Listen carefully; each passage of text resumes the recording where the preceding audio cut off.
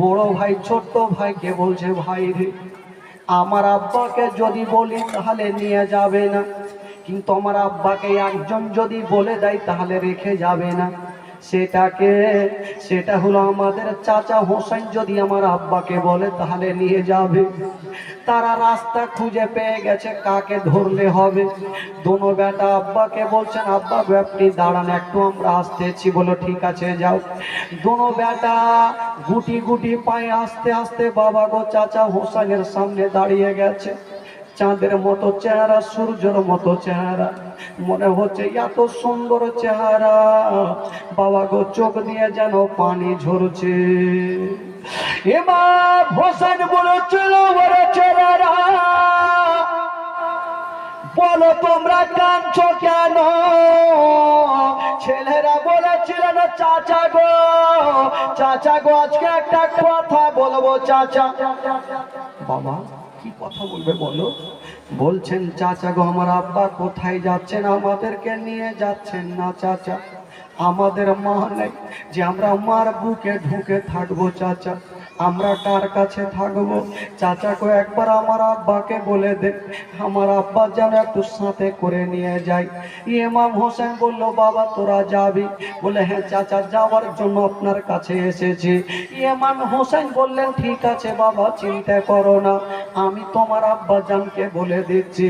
দেখেন বাবা, মরণটা কোথায় কার নিয়ে যাচ্ছে, কোথায় যাচ্ছেন দেখুন। মরণকে টেনে নিয়ে যাচ্ছে বাবা কুফাতে। বাবা গো, ইমাম হোসেন ডাক দিচ্ছেন, ভাই মুসলিম একটু কাছে আসো। ইমামে মুসলিম বলছেন, কি হয়েছে হুজুর? বললে, তুমি যখন যাচ্ছ তোমার দুটা বেটাকে সাথে করে নিয়ে যাও। ইমামে মুসলিম বলেছিলেন, হুজুর আপনি ভালো করে জানেন ওই কুফার মানুষেরা গাদ্দার বেওয়াফা। হুজুর আমি যাব, আমি বিপদে পড়ব, কিন্তু আমি আমার ছেলেদের বিপদে ফেলবো না। হুজুর আমি বিপদে পড়ব, আমার ছেলেদের বিপদ আমি ফেলবো না হুজুর। কিন্তু ভাই মুসলিম রে, তুমি যদি যাও তবে ওই ছেলের মা নাই কার কাছে থাকবে? ভাই মুসলিম, কপালে যেটা লেখা আছে হবে। তোমার দুটা বেটাকে তুমি নিয়ে যাও। ইমামে মুসলিম না করতে পারলেন না। চাঁদের মতো চেহারা, সুন্দর 5-6 বছরের বয়স ছেলে, ছোট ছোট ছেলেকে সুন্দর করে গোসল বানিয়ে দিচ্ছেন, আর চোখ দিয়ে পানি ঝরছে। দোনো বেটা বলছেন, আব্বা আপনি কাঁদছেন কেন? বলছে, বেটারা আজকে তোমাদের গোসল বানিয়ে দিচ্ছি বেটা, মনে হয় আর কখনো গোসল দিতে পাবো না। দোনো বেটাকে গোসল দিয়া বাবা গো সুন্দর সুন্দর পোশাক পরায়া যেন বাবা দুলদুলে চাপিয়ে নিল। যেমনই দুলদুলে চাপিয়ে নিয়েছে, ইমামে মুসলিম সবাইকে ক্ষমা করে দিয়া, সবারই কাছে ক্ষমা চেয়ে নিয়া, দুটা কলেজার পরাকে নিয়া বাবা গো কুফার রাস্তা ধরে নিয়েছে না। যেমনই বাবা কুফায় পৌঁছা গেল, কুফার মানুষেরা বুঝে গেছে যে ইমাম হুসাইন আসেনি, ওনার চাচা তো ভাই মুসলিম এসেছে, ওইটা ওর নবী বংশের ছেলে। চলো ইমামে মুসলিমকে সবাই ধরে আমরা স্বাগতম জানাবো, সালাম জানাবো। বাবা গো সবাই চলে আসলো, ইমামে মুসলিমকে গোল করে ঘিরে নিয়েছে, সালাম জানিয়ে দিল। আর কয়েকটা লোক গিয়া যে দুটা বাচ্চা বাপের সঙ্গে ছিল, কত সুন্দর করে চুমা খেয়ে যেন নিচে নামালো, কত সুন্দর করে চুমা খেয়ে আজকে তারা নামালো। আর যারা আজকে চুমা খেলে গো, ওই লোকগুলাই একদিন ওই দুই বাচ্চার গলাতে ছোরা চালাবে। যে দুই বাচ্চাকে আজকে আদর করে চুমা খেয়ে কোল থেকে কি বলে কোলে নিল, ওই লোকগুলা দুটা বাচ্চার গলাতে ছোরা চালাবে। বাবা গো চুমা খাচ্ছে। ইমামে মুসলিম মনে মনে বলছেন, আল্লাহ কুফার মানুষের আগে খারাপ ছিল, এখন তারা খারাপ নয়। আমার দুটা বেটাকে চুমা খাচ্ছে, আমার দুটা বেটাকে ভালোবাসে। অতটা বুঝতে পারলেন না। বাবা গো আসরের নামাজ পড়ার পরে ইমামে মুসলিম নামাজ পড়ালেন। বাবা গো ভাই কি বলে, সঙ্গে সঙ্গে 12,000 লোক ইমামে মুসলিমের হাতে হাত দিয়ে মরিদ হয়ে গেল। ইমামে মুসলিমের সন্দেহটা মিটে গেল। ইমামে মুসলিম ভাবলো একই টাইমে 12,000 মানুষ যদি আমার হাতে হাত দিয়ে মরিদ হয়, আমার ভাই হোসাইন যদি আসে তবে কতটা মরিদ হবে।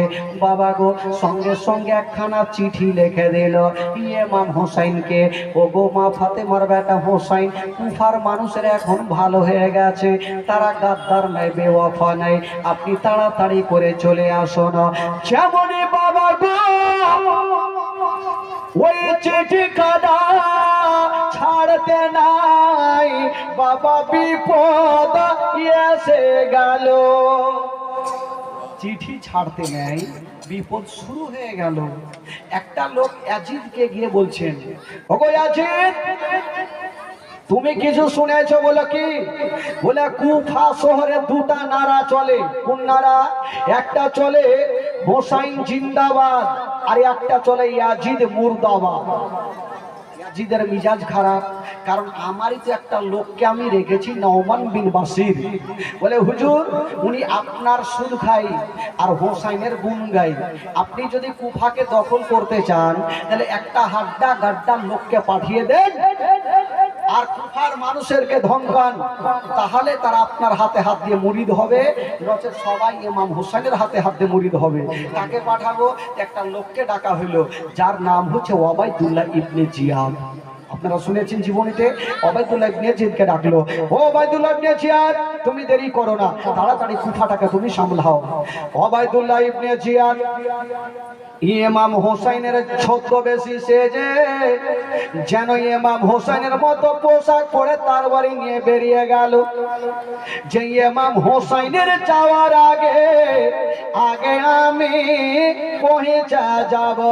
বাবা বেরিয়ে গেছে, কিন্তু ওইদিকে কুফার মানুষেরা এটা বুঝে গেছে ইমামে মুসলিম চিঠি লিখেছে, হয়তো ইমাম হোসাইন চলে আসবে।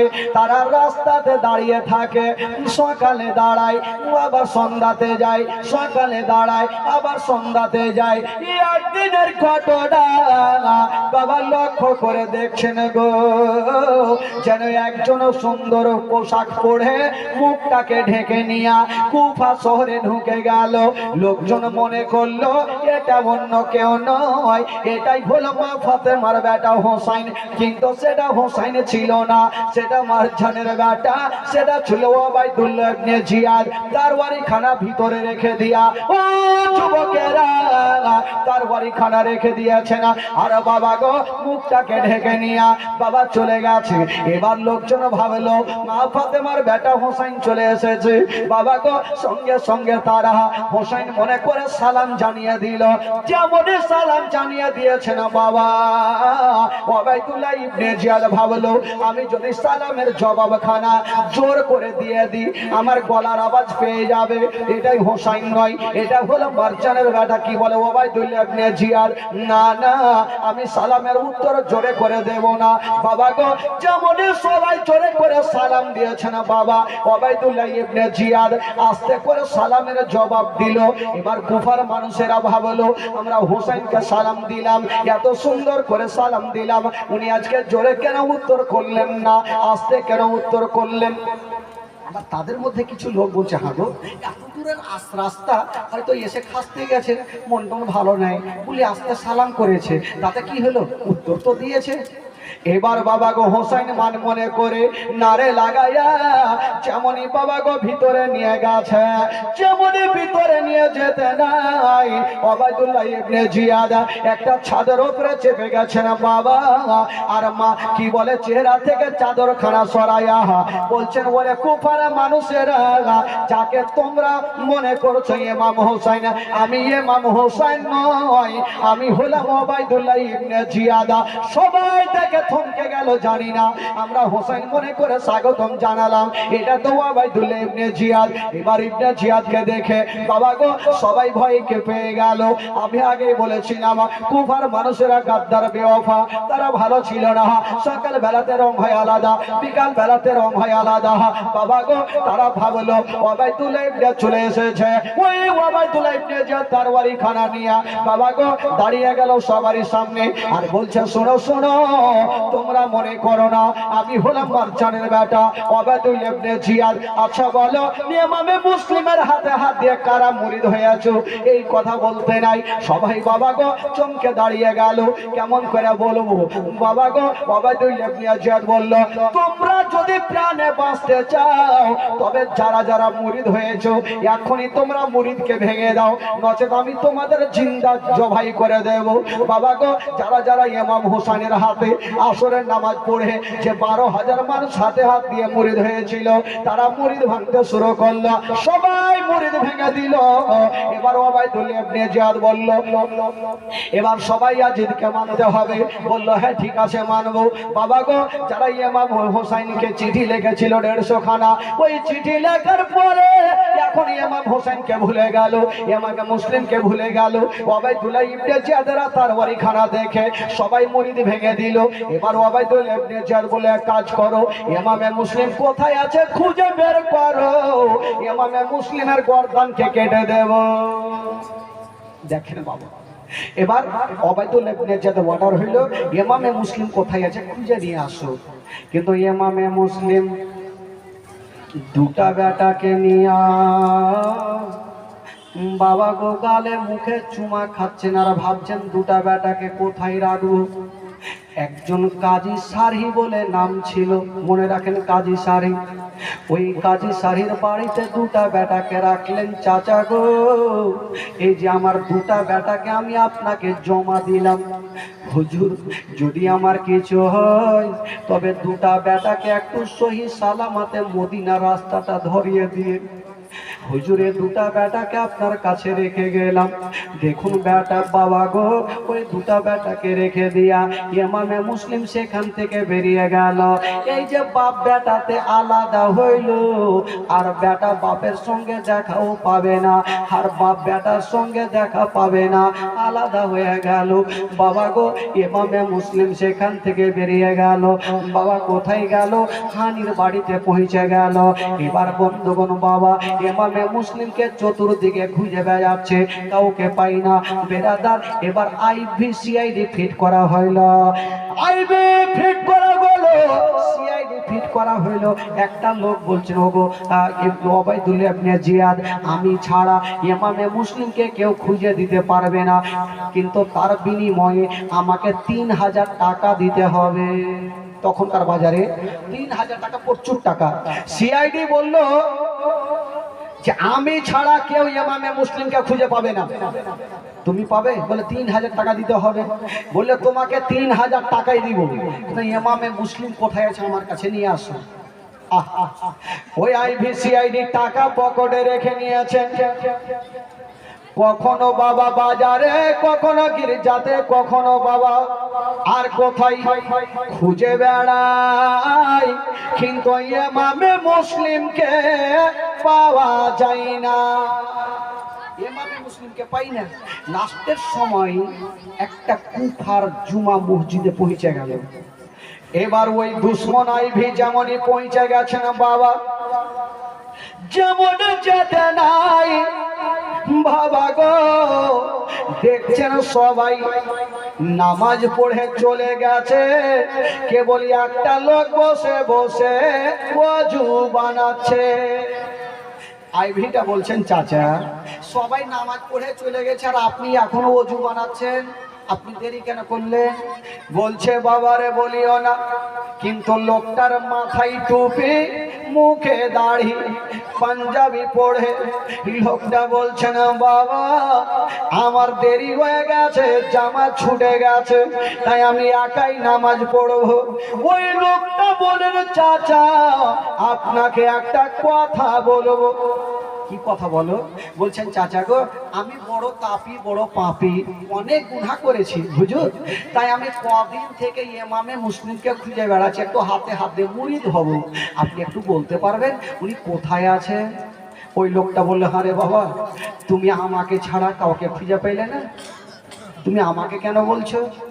ওই আইভিটা বলল, চাচা আপনাকে দেখতে বড় সুন্দর, দেখতে বড় ভালো, চেহারা এত সুন্দর, আমি জানি আপনার মতো কেউ দিনদার ব্যক্তি কেউ নাই।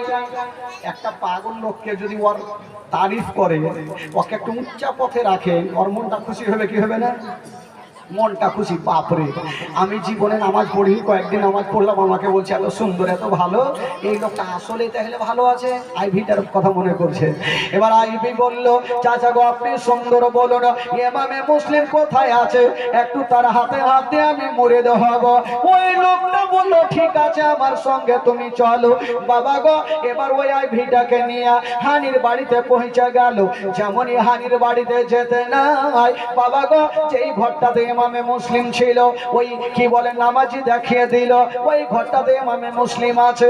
এবার ওই সিআইডি আইভি এক পা দুই পা করে গেল, আর ইমামে মুসলিমের পা কানা জোর ধরে জমিনে পড়ে গেছে।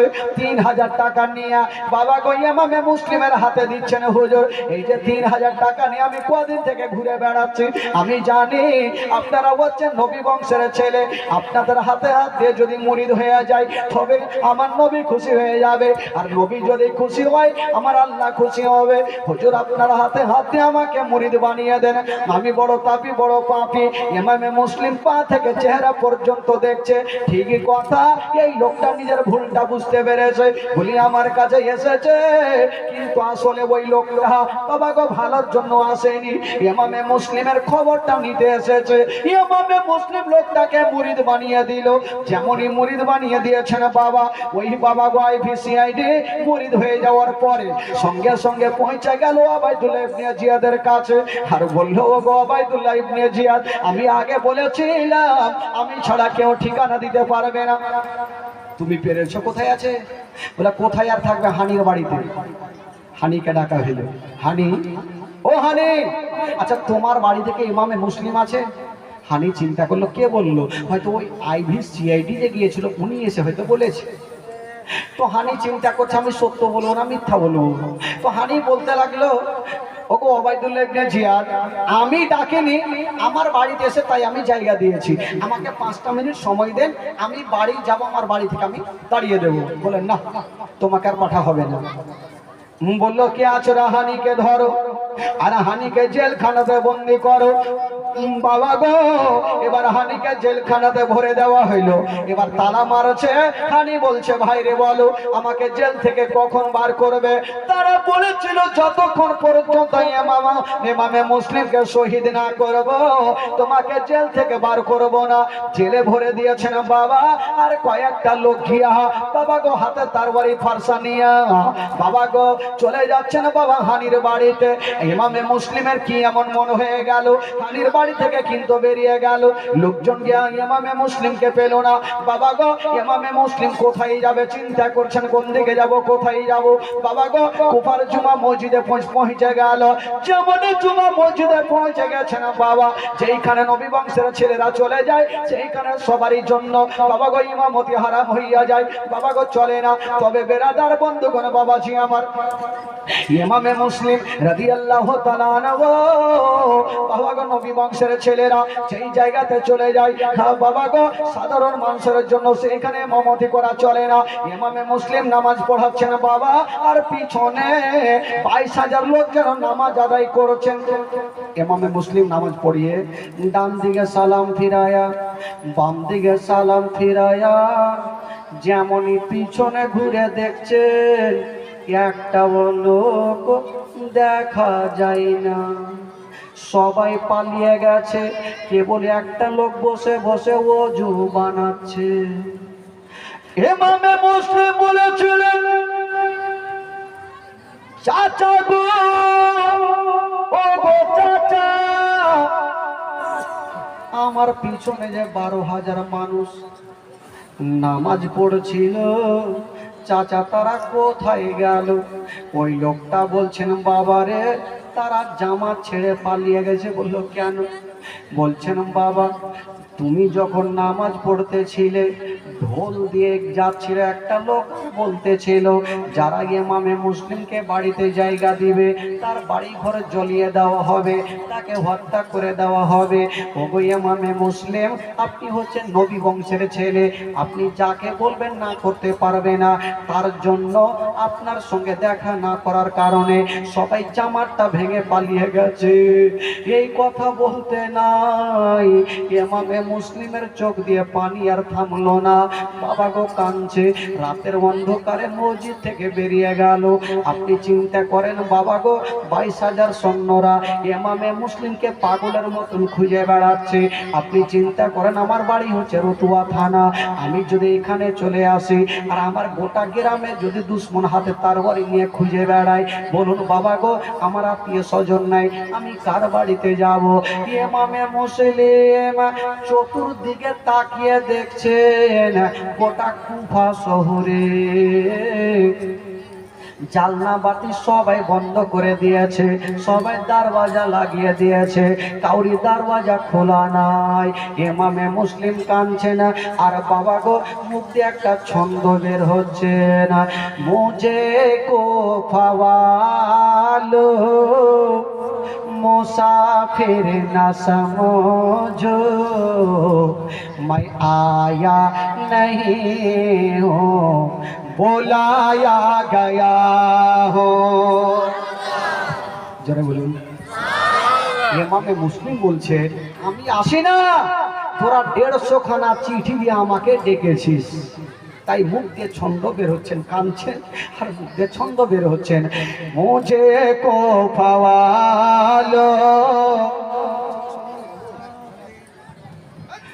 मुसाफिर न समझो, मैं आया नहीं हो बुलाया गया हो।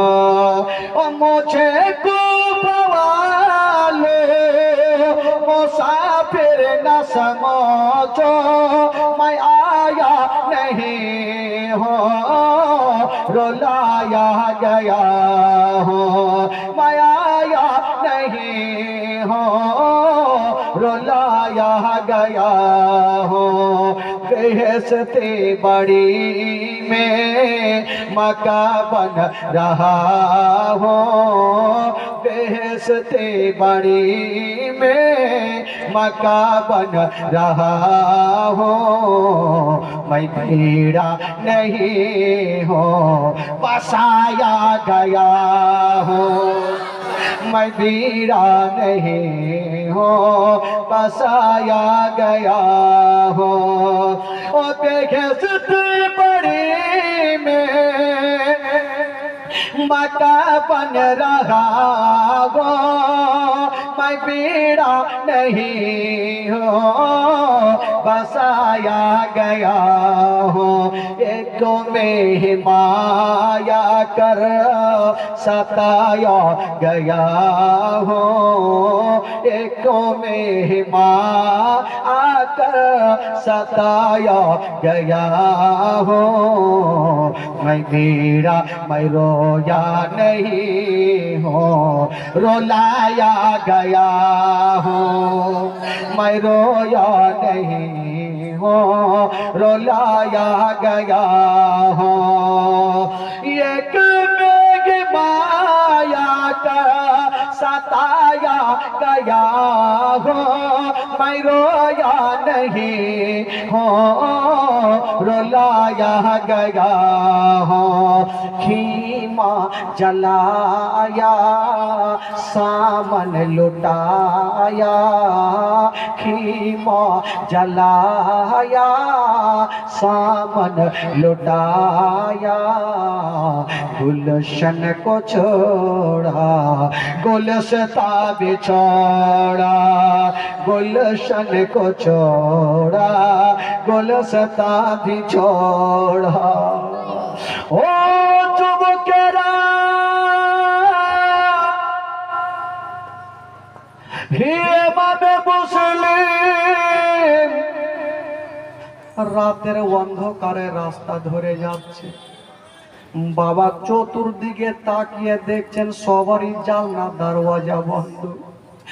ইমামে মুসলিম কাঁদছে, নিজের জন্য কান্দে নাই, দুটা বেটার কথা মনে পড়ে গেছে। আল্লাহ, যদি আমার কিছু হয় আমার দোনো বেটার অবস্থা কি হবে? যার মা বেঁচে নাই, আল্লাহ আমার পিছনে এখন দুশ্মন ঘুরে বেড়াচ্ছে, জানি না কখন আমাকে ধরে ফেলবে। পেটে দানা নাই, পানি নেই, রাতের অন্ধকারে চোখ দিয়ে টস টস করে পানি ঝরছে, আর গ্রামে ঘুরছে। বাবা কাউরি জানলা দরওয়াজা খোলা নেই। কেন খোলা নেই? সবাই ভাবছে কুফাবাসীরা যদি ইমামে মুসলিম আমাদের বাড়িতে চলে আসে, তবে ওবায়দুল্লাহ ইবনে জিয়াদ আমাদের বাড়ি ঘরকে জ্বলিয়ে রেখে দেবে, বলি ইমামে মুসলিমকে ঢুকতে দিবে না। সবাই জানলা দরওয়াজা লাগিয়ে দিয়েছেন। ইমামে মুসলিম বলছেন, ওরা কুফার মানুষেরা, আমরা নিজে থেকে আসি নাই। তোরাই আমাদের 150 খানা চিঠি দিয়ে দেখে তোরাই আবার গাদ্দারি করছিস রে। ইমামে মুসলিম কাঁদছেন আর বলছেন, আল্লাহ আমি একটা মারাত্মক ভুল করে ফেলেছি। আমার ভাই হোসাইনকে আমি ডেকে নিয়েছি চিঠি দিয়ে, এখন কেমন করে মানা করবো আল্লাহ, কারণ আমার বিপদ এসে গেছে। হুজুর আসলে হুজুরের উপরে বিপদ আসবে। ইমামে মুসলিম রাস্তা ধরে যাচ্ছেন, বাবা চোখে পানি নিয়ে চতুর্দিকে তাকিয়ে দেখছেন সবারই জানলা দরওয়াজা বন্ধ। কেবল একটা জায়গাতে দেখছেন একটা লালটন জ্বলছে। ইমামে মুসলিম বলছে, জানি না যেই জায়গাতে লালটন জ্বলছে সেই জায়গাতে হয়তো দরওয়াজা খোলা আছে। ওই ইমামে মুসলিম যেমনই ওই লালটনকে লক্ষ্য করে যেমনই পাশে গিয়েছেন বাবা, তাকিয়ে দেখছেন বাবা ওই লালটন জ্বলছে, তার পাশে একটা বৃদ্ধ মা বসে আছে, দরওয়াজা খোলা। রাস্তার দিকে দেখছে যে মেয়েটা বসেছিল সে মেয়েটার নাম কি বাবা? কেতাবে লিখছেন সে মেয়েটার নাম হইল তুয়া বিবি। ওই তুয়া বিবি রাস্তা দেখছেন আর চোখ দিয়ে পানি ঝরছে। ওই মেয়েটা ইমামে মুসলিমকে চিনে না। ইমামে মুসলিম বলছেন, মা গো সবাই জানলা দরওয়াজা লাগিয়ে ঘুমিয়েছে মা, কিন্তু তুমি কেন বসে আছো মা? মেয়েটা কাঁদতে কাঁদতে বলছে, বাবা রে, আল্লাহ পাক কয়েক বছর পরে একটা সন্তান আমাকে দিয়েছে, যে সন্তানের নাম রেখেছি আমি বেলাল। ওই বেলাল ওবায়দুল্লাহ ইবনে জিয়াদের বাড়িতে চাকরি করে, তাই আমার বেটা প্রত্যেক দিন চলে আসে।